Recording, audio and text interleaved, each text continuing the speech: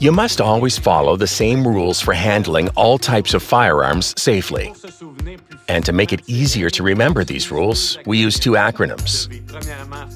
You must do your acts first, and then prove that the firearm is safe when you handle it. It's therefore essential to always assume every firearm is loaded and presents a potential hazard. You must therefore, before handling a firearm, already have analyzed and chosen the safest area where you intend to point the weapon.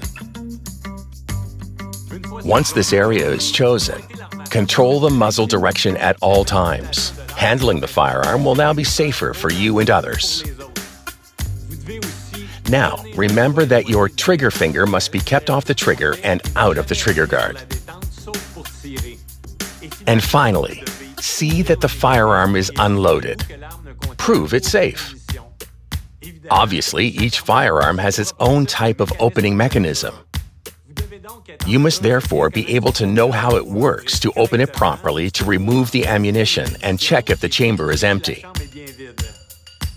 You must remove the magazine if there is one, and make sure there's no ammunition in the chamber or any percussion cap.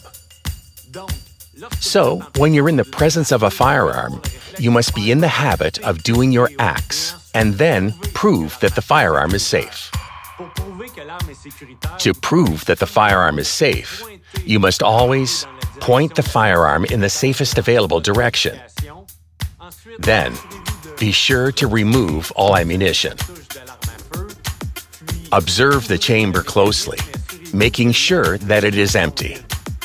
Then, verify the feeding path. And finally, examine the bore, making sure it's not obstructed, preferably using a ramrod. Or, now that you are sure the gun is safe because it's unloaded, you can look through the muzzle of the barrel by putting your thumbnail or a white rag into the chamber of the mechanism to see if you see them.